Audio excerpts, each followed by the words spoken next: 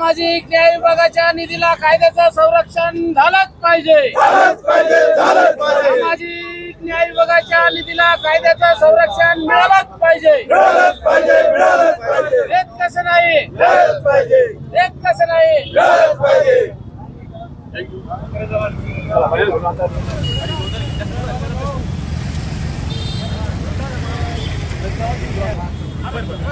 ताकद लागली त्याला ओढायला।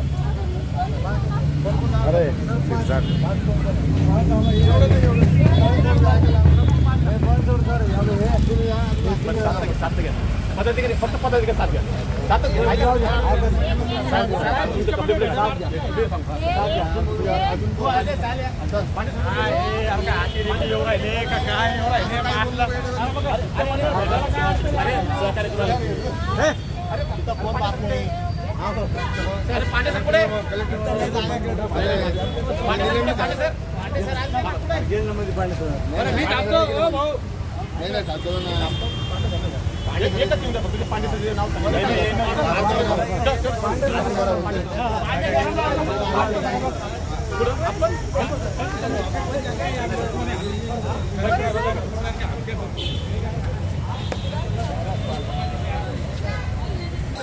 चेंजेस झाले, बरेचसे रूल आले ना।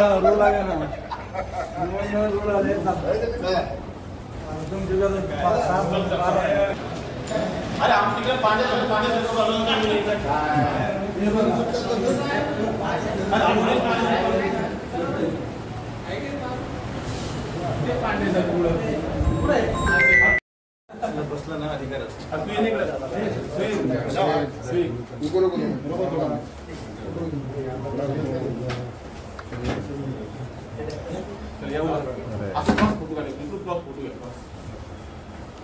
विशाल इकडून घे पुढे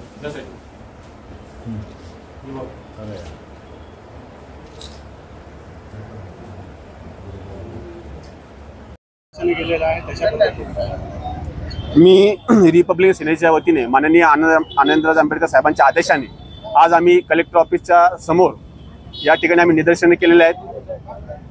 आमची मागणी अशी होती की सामाजिक न्याय विभागाचा जो निधी आहे तो शासन सरकार इतरत्र वळवतात, तो निधी दुसरीकडे वळवण्यात येऊ नये या मागणीला घेऊन आम्ही या ठिकाणी निदर्शन केले आहेत। त्याचबरोबर सामाजिक न्याय विभागाचा जो निधी दुसरीकडे वळवण्यात येतो तो इतरत्र वळवण्यात येऊ नये असा एक कायदा देखील पारित करण्यात यावा अशी एक आमची मागणी आहे। त्याचबरोबर सामाजिक न्याय विभागाचा दलित व आदिवासींचा जो निधी दुसरीकडे वळवण्यात आला याच्यामुळे या राज्याचे मुख्यमंत्री देवेंद्र फडणवीस असतील, उपमुख्यमंत्री अजित पवार असतील, उपमुख्यमंत्री एकनाथ शिंदे असतील यांच्यावर 395 दरोडा व ॲट्रॉसिटी ॲक्टनुसार त्यांच्यावर गुन्हा दाखल करण्यात यावा या मागणीला घेऊन आम्ही या ठिकाणी आज आंदोलन केलेलं आहे। संजय क्षीरसागरांचं म्हणणं आहे, मंत्री जी आहे आपले त्यांचं म्हणणं आहे की विभागी बंद करून टाका। त्याच्यामध्ये मी माझ्या बोलण्यात थोडंसं करेक्शन करेन।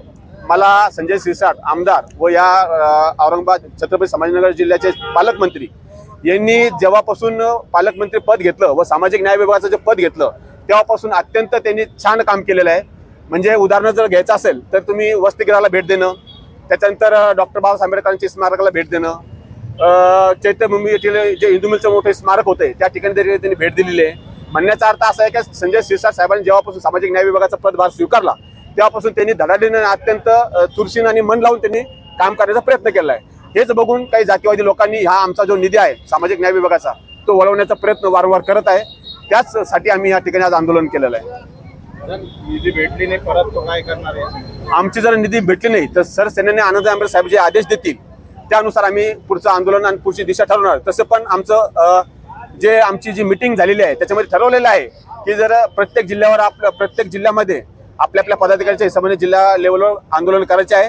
तिथे जर न्याय मिळाला नाही तर मंत्रालयावर मोठा भव्य दिव्य ना भूतो ना भविष्य असं सरसेनानी आनंदराज आंबेडकर साहेबांच्या नेतृत्वामध्ये मोठं असं आंदोलन त्या ठिकाणी होणार आहे।